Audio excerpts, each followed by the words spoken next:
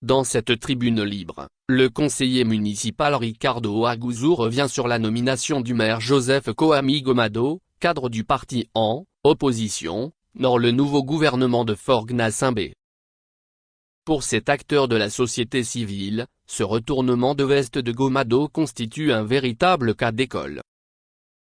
Par ailleurs, il appelle le nouveau ministre de l'Aménagement et du Développement des Territoires à présenter ses excuses à son parti pour le tort causé et à démissionner tant qu'il a encore la possibilité d'être entendu par les dirigeants de l'an. Lisez plus tôt. Retournement de veste du maire de Golfe 1, M. Gomado Kwame, cadre du parti en, un cas d'école. Chaque situation, heureuse ou malheureuse, nous enseigne des leçons de vie. Mais les êtres humains, malgré leur capacité à saisir les enseignements de la nature, restent parfois incrédules sans tirer de leçons. C'est ce qui se passe dans la scène politique togolaise depuis plus de 30 ans. Elle est encore secouée depuis quelques jours après la formation du nouveau gouvernement de transition du tout-puissant Faure-Gnassingbé. L'élément nouveau qui fait couler beaucoup d'encre est la présence du cadre de l'an, M.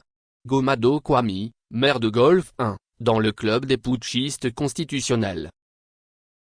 Si la gesticulation dans la presse et les réseaux sociaux prend des allures inquiétantes et traverse nos frontières, il faut se féliciter de l'opportunité que cette situation nous offre pour un repositionnement des acteurs politiques.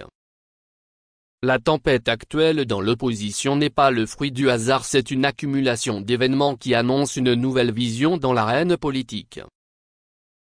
Gomado Kwame de l'an. Parti politique traditionnel classé parmi les radicaux contre le système de père en fils, a rejoint son bourreau.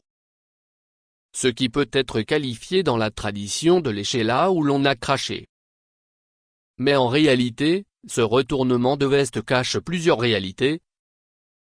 Primo, l'on peut analyser politiquement le comportement de M. Gomado comme une haute trahison. Parce que ce dernier n'a pas l'onction du parti dans le nouveau gouvernement. En se basant sur la déclaration de son parti, qui dit être surpris d'entendre son nom dans le nouveau gouvernement, l'on pourrait aller plus loin et dire que c'est un coup de poignard dans le dos de toute l'opposition, puisque le contexte politique actuel au Togo est caractérisé par une division depuis le putsch constitutionnel qui consacre un règne à vie au prince. Dans ce contexte, le parti de Gomado, l'an, s'est fait remarquer par sa décision de ne pas cautionner le putsch. Il est célébré pour son refus de siéger à l'Assemblée monocolore formée après les simulacres d'élection du 29 avril 2024, entachés d'irrégularités et de fraude massive, notamment par le bourrage d'urnes. Cette position de l'an n'a pas laissé indifférents les membres du parti Allons-y. Ces derniers, tremblotant sur les médias, ont prouvé qu'ils étaient pris au piège par leur gourmandise et n'étaient pas à l'aise avec l'équation de l'an. Les tentatives de dénigrement se sont révélées sur les médias et une piste de reprise du scrutin dans la circonscription de l'an a été envisagée par des constitutionnalistes chevronnés et récompensés. C'est dans ce climat de bras de fer et de politique de résistance de l'an que son cadre a choisi de marquer un but contre son camp. Alors que son parti rejetait la Ve République née depuis le changement unilatéral de la Constitution de 1992, Gomado donne son accord pour le train devant conduire de plain pied ses militants et le peuple togolais dans la 5e brouette. La déduction de facto et la trahison. L'on peut comprendre la douleur des premiers responsables et militants de ce parti, comme l'affirme Vladimir Poutine. Il vaut mieux être pendu pour sa loyauté que d'être récompensé pour sa trahison.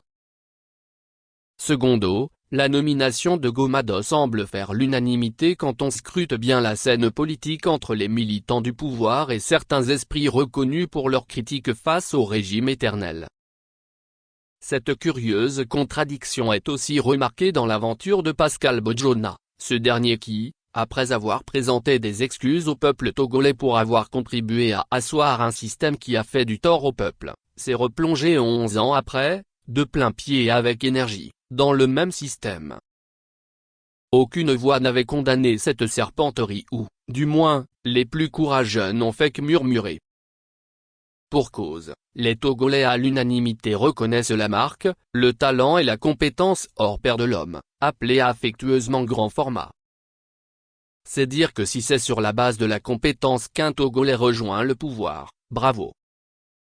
C'est le cas de Gomado, reconnu pour sa compétence dans la commune de Golfe 1, que d'aucuns qualifient de meilleur maire du Togo. Sa détermination et son charisme a boosté sa commune vers l'excellence, avec des partenaires et des initiatives enviées par le numéro 1 des Togolais, font de lui un acteur incontournable dans la décentralisation. Pour certains Togolais, c'est pour cette raison que la sirène des eaux ne l'a pas raté dans sa tentation de goûter aux fruits défendus.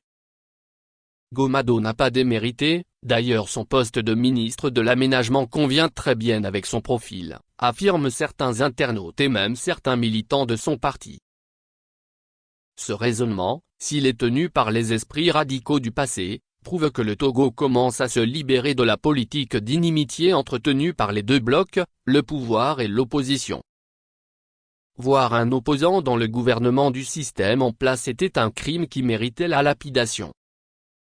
Voir un opposant dans une simple relation avec un homme du pouvoir, quels que soient les liens de parenté, était une trahison, soit pour les pontes du pouvoir, soit pour les éternels opposants, parfois frustrés par la longue lutte infertile. Les mêmes fils du Togo se regardent en chiens de faïence à cause du simple jeu politique. L'acte de Gomado briserait le mythe d'animosité.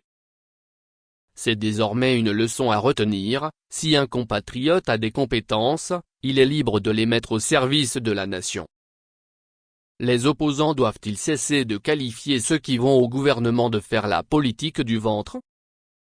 Les membres du parti présidentiel doivent-ils cesser de traiter les opposants qui entrent au gouvernement de buveurs de lait qu'ils nourrissent? En tout cas, la situation actuelle doit mettre un terme à l'ignorance entretenue depuis plus de 30 ans. Tertio, depuis la formation du gouvernement, les esprits censés condamner la trahison de M. Gomado, si elle l'est réellement, ont plutôt concentré leur énergie sur le parti victime de trahison. Comment comprendre ce revirement des Togolais qui soutenaient bec et ongle que tout rapprochement avec le pouvoir est un crime impardonnable? On a l'impression que la lutte est ailleurs. Visiblement, le parti même fait mal à certains compatriotes qui profitent des situations pour décapiter le parti. Même des journalistes de combat ont annoncé depuis 2020 mener une lutte pour détruire ce parti. Le leader de l'AN, qui était adoubé en 2010 après la décision de Gilles-Christ Olympio, leader de l'UFC, de s'engager dans la politique de partage de pouvoir avec Faure, semble dégoûter certains partisans de l'opposition. Dans ses propres rangs, le combat se fait sentir. Avec les autres leaders politiques, même le simple bonjour ne passe pas. On se souvient de l'hommage de Gilbert Barbara rendu à la mémoire du premier vice-président de l'AN, Patrick Lausson, qui a créé un tollé de condamnations et des prédictions de la fin de l'AN. À qui profite le déclin de l'AN? Le parti de Jean-Pierre Fabre est accusé de quelque chose, certainement. D'autres n'hésitent pas à affirmer que c'est la tête du leader même qui ne plaît pas. Et pourquoi? Personne ne sait. L'AN aurait un côté qui ne plairait pas du tout à l'opinion. Est-ce sa position radicale? Si oui, le contexte actuel et la réaction controversée des Togolais après la sanction contre Gomado doivent interpeller les responsables de ce parti sur sa ligne. Elle doit comprendre les vraies ambitions des Togolais, pour ne pas tout rejeter en termes d'opportunités politiques. Si Gomado a rejoint le camp adverse, c'est peut-être qu'il voit ses compétences s'envoler dans le néant. Mais que pourra-t-il apporter dans un système aussi verrouillé? La question reste posée. Il revient au régime de cesser d'obstruer les talents pour ne pas donner raison à ses adversaires qui n'osent pas s'aventurer à mettre leurs compétences au service de la nation. Quarto, la situation actuelle s'envenime avec l'engagement des internautes à faire disparaître les partis politiques de l'opposition traditionnelle. Pour certains Togolais, ces partis ont échoué et les leaders doivent céder leur place à la nouvelle génération. Cet appel, qui résonne dans toutes les formations politiques, serait le fruit de la frustration des militants face aux mauvais choix opérés par leurs dirigeants. Aussi, Le désespoir de devenir des opposants carriéristes démange les esprits face à l'égoïsme des premiers responsables. Ces choix doivent être analysés et corrigés pour envisager une nouvelle dynamique.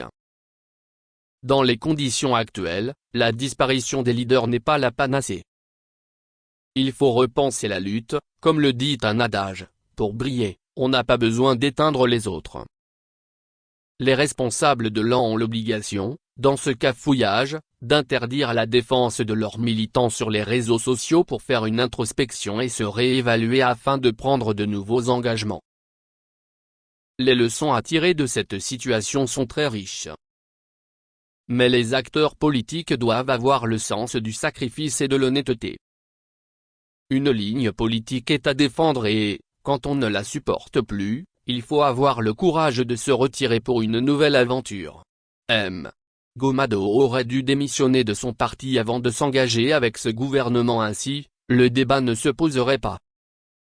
Il serait mieux compris dans un autre contexte. A-t-il choisi de porter un coup dur à la politique de radicalité de son parti? Personne ne peut répondre. Connaissant les qualités de l'homme, une telle option ne serait pas envisageable. Tout homme est faillible. Seuls les esprits forts reconnaissent leur erreur. Quoi qu'on dise, M.